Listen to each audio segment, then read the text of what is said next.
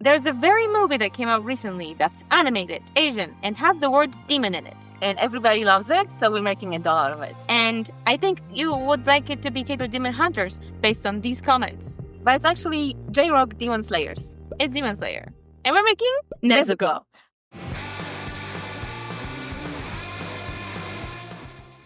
Before we start, check out our links in the description. We've got Patreon, sewing patterns, merch, our shop where we recently added a lot of head sculpts that Barb can print and ship to you, and to charity campaigns for Heba and Mohamed. Thank you for your support. I won't take more of your time, so let's start with the wig. I already made the boring part, making the wig cap from fabric and glue. It only needs a little trim here and there and a coat of black paint. I'll be using braiding hair again, and I was able to find this one that matches Nezuko's hair perfectly. After long hours of straightening, I have this amount of hair in 2 sizes. I'm starting to glue the wefts from the shortest ones. It's actually good that the fiber has 2 different lengths, because on a round head, it will give us a smoother gradient. Because if it was all the same, the gradient would move up with every row of wefts. When I have 2 rows, I start to curl the hair. Demon Slayer has a very specific way of drawing hair. They are all spiky and angular, and I want to mimic that here. I've seen most wigs for Nezuko have just curls, but I'm going to make my curls a bit weird on purpose. I'm holding the curl in the hair straightener a little bit longer than I should, and I don't make the typical curling motion in between. I want them to be straight and then curved. Since I started making partings with a built structure, I no longer fear this part of wig making. It takes some time because the glue has to dry and then the paint also has to dry, but the result is always good. And while it's drying, I can add more hair to fill all the bald spots. Because of the fiber difference, we have a nice fade, but also an excess length at the bottom. So let's just quickly snip, snip, snip, chop, chop, chop. And the next round of styling, the fake curls. I have to buy a small fan, so I can cool the hair in a different way than blowing on it. After a coat of paint, I can glue the parting wefts. You need wefts that are sturdy, but with as little glue as possible. And I like to pre-curl the top part so that it naturally follows the shape of the paper bumps. And this is how it looks. Even with the length difference, the gradient still moved a bit, but I'm going to fix it later with a bit of paint. And for the last styling detail, let's make a tiny little ponytail in the front. The pink ribbon didn't want to cooperate, so I did it with a white ribbon and painted it pink. Don't forget to seal the edges with fire. It looks super, super cute.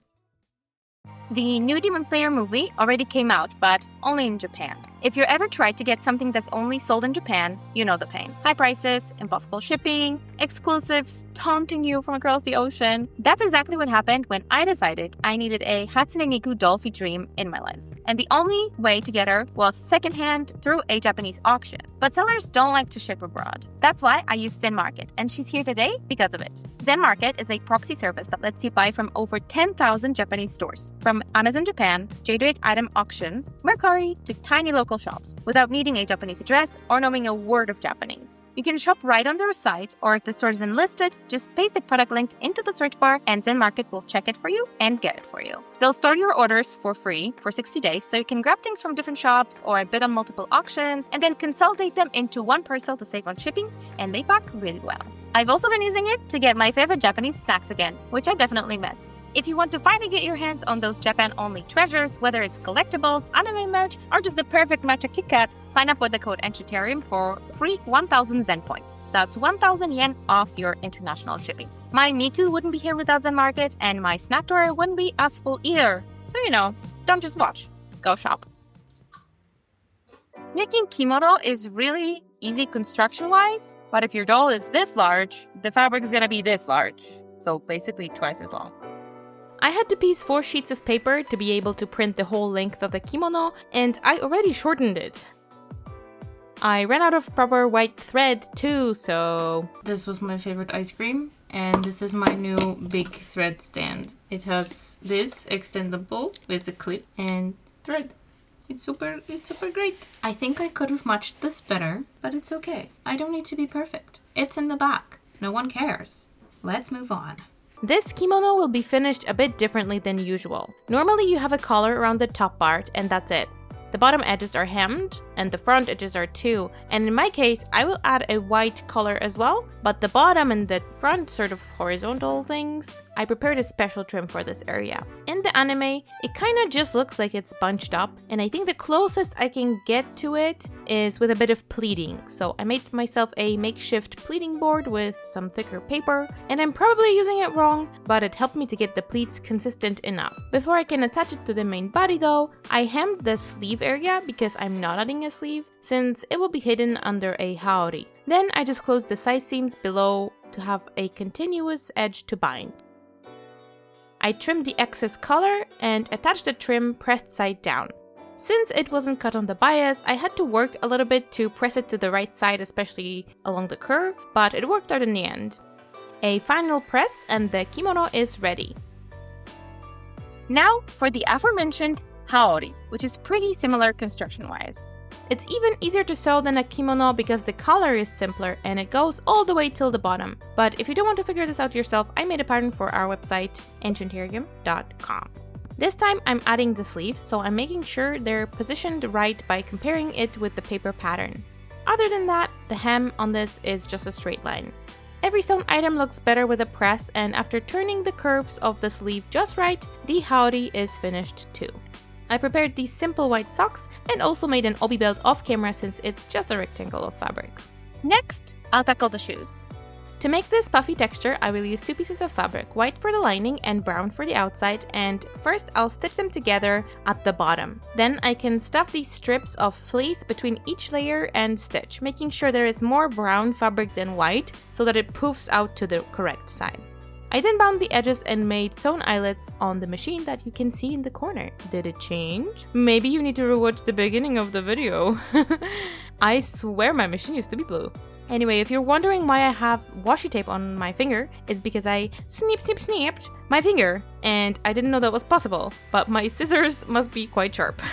I found these wooden platforms in my stash of 3D printed prototypes, and I decided to use them even though they're not like exact what they need to be from the concept, instead of printing just more plastic trash. So I made a sole for them and stitched the brown thing to the heel part of the insole. I then added the pink straps in the front with a bit of uhu glue.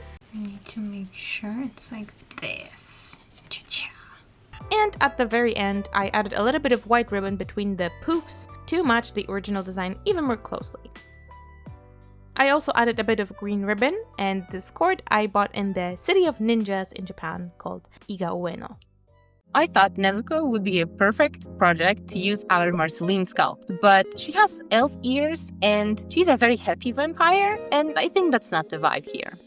I gave her an angry eye shape and a less smiley face. To match it to the Smart Doll Cinnamon body, I have to paint the head. The painting is not the problem, it usually goes very smoothly with an airbrush. Although my airbrush sucks, it's the cheapest of the cheap. The problem is matching the color. But after many layers and slight color alterations, I think I got pretty close to the original color. While airbrushing, I gave her a bit of blush on the cheeks and made the forehead and the nose a tiny bit lighter than the rest. As always, I started with 2 layers of Mr. Super Clear Sealant and a watercolor pencil sketch of the eyes. With these open mouth sculpts, it's better to paint the inside first, so if I accidentally touch something else, I can then paint over it and fix the problem. I always try to add an artificial shadow to the teeth so that they don't look so bright and fake, but you have to be careful with the colors. Too much gray or yellow and it will look weird. After sealing the first layer with MSC, I'm moving on to acrylic paints on the eyes. Of course, I forgot that I wanted to add a delicate pink eyeliner and went straight to painting the lashes. Well, it's still doable.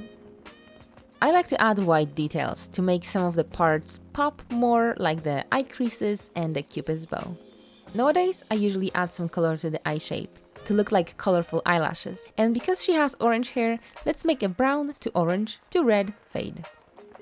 And you may ask now, Alex, where are the eyebrows? Don't worry, I just want to have the whole picture with the eyes and the bamboo stick, okay? Don't worry. 3D printed eyes are my recent discovery, and nobody can stop me from making them, because they are great.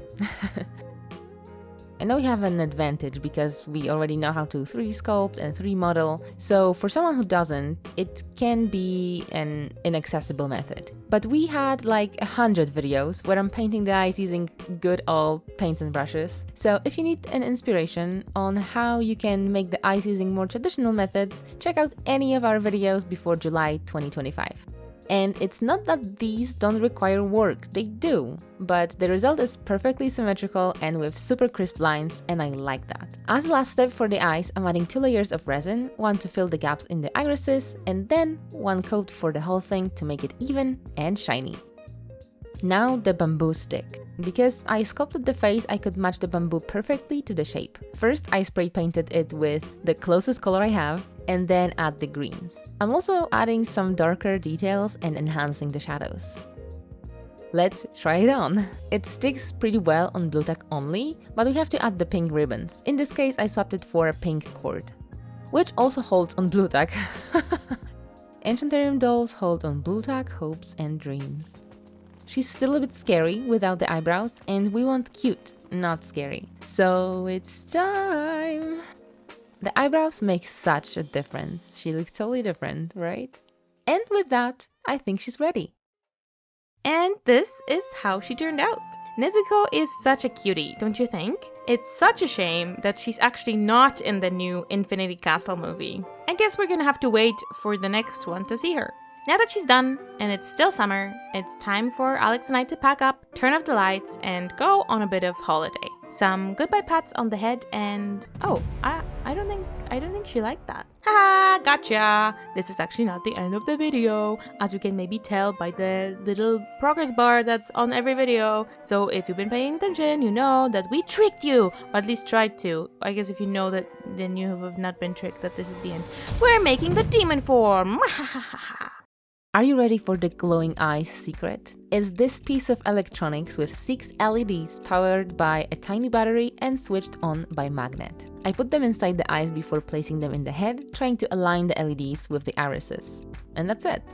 The other secret I've been keeping is that before I painted the eyebrows, I actually sealed the face with 2 extra coats of varnish and 2 layers of MSC so that I can remove them without destroying the paint on the forehead. Let's free her from the muzzle and start her real final face up. So, the eyebrows this time are going to be done properly. First with watercolor pencil to make a sketch and then with paint. I can't forget the veins that appear when she transforms into the advanced demon form. I'm leaving a space for the horn and drawing some veins around it too. Now it's just adding more colors to these marks, like beige for smoothing the brown, blue to add that veiny look, and pink and red to add some fleshiness. I'm making the eyebrows more pronounced and angry, and after another spray of MST, I'm adding more colors and depth to the veins. We 3D printed a custom bust, which is slightly different from the original one, but we need it not because it's different, but because we also want to add the veins, and we usually don't paint on our smart dolls, the original parts. They have an infinite potential as new characters, and we want to have a clean base every time we use a body. And here is the bust finished. I absolutely love making tiny manicures, so this time I created a set of blank tips that I could glue to the doll first with our 3D resin printer.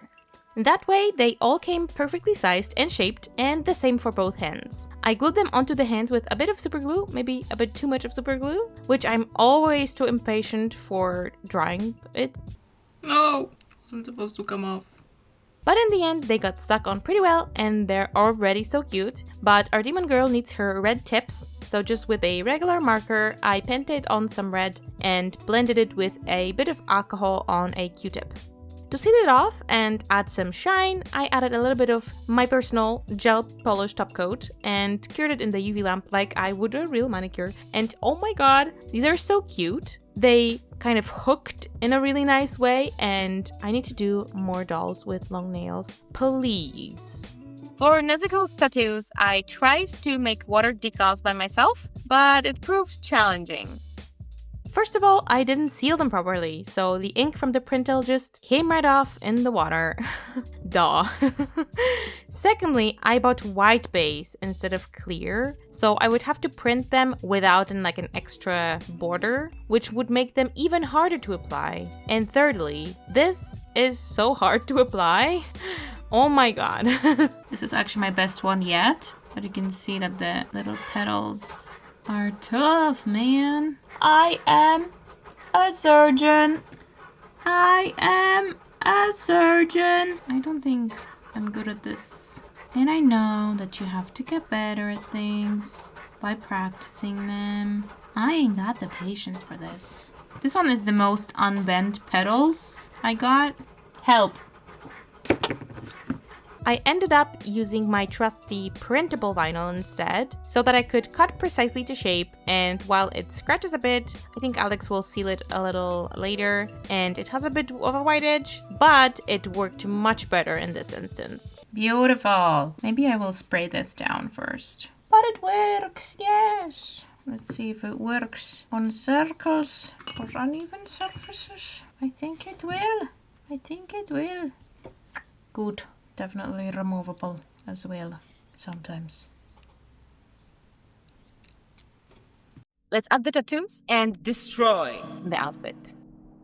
As I mentioned before, we don't make permanent changes to our smart dolls, so these stickers are a good solution if you also want to give your doll a temporary tattoo. You can still see it's a sticker, but from far it blends with the skin well enough to pass as a tattoo.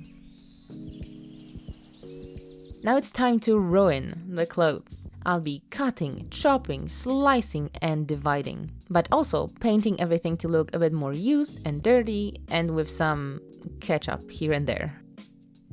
While this demolition of my hard work takes place, let's thank our lovely patrons, our top patrons, Lost Sisters, Stephanie Deer, Adia Bear, Barb from the Future, and Red X. Let's also thank our cousin tier patrons, Megan Pierce, Asha Hasuna, Zari, Nailini, Reese's Cup, Candy Guts, Art Boxy, Willa Vanilla, Hope Zed, North Soul, Laurenth, Sofa Cushion, Angel Silver Rose, Vibrant Sprite, Malachite, Alienite, Whimsy, Whitetails, Hannah, Kitokato, Krista Hopper, Dol Dragon, Eden Cassidy, Leon Jostings, DM Bacayrona Smith, Melissa Novoa, Rinth, Fan of TA, Ashley, Mikey Lemon, Andrea Selector Kane, Brielle T, The Barbie Witch, Stephanie, Karaho, Jane Beck, Karabu, Ninja Star Dozino, Dream Up, and last but not least, Catherine Nodden. Thanks guys, we love you! And the last thing to do is another wig. No, I'm kidding, I wouldn't do that to myself. The last thing to do is actually the horn, and I'll be using epoxy sculpt to do it. It's good to protect the surface first because it can leave an oily residue, and also protect your hands and mix it in gloves. When it's cured, I can sand it and add some details like more veins. It's a surprise. Then I painted it white, added some shadows and definition, and more veins. And it has a magnet inside for an easy attachment. And here she is, this time ready for real. And this is how Demon Nezuko actually turned out. I'm so happy we got to do 2 looks, and maybe now you can see why I omitted the kimono sleeves, because Alex would just have more cutting to do. And yeah, I don't know how I feel about my work being demolished, but well, if it serves a higher purpose, an artistic purpose, I think I can forgive Alex for doing it. We love making multiple outfits for one character, but it always takes so much extra time to make a new outfit from scratch. So I love that we kind of had the forethought to think about it and make 2 looks for the price of 1. If you need some Japanese snack recommendations, I will drop them in the pinned comment, and there will also be a link to our sponsor Zen Market, who helps support our artistic endeavors, so please check them out. And as always, make sure to follow us on Instagram for some sneak peeks and subscribe for future videos. Have an enchanted day, and we will see you next time. Bye!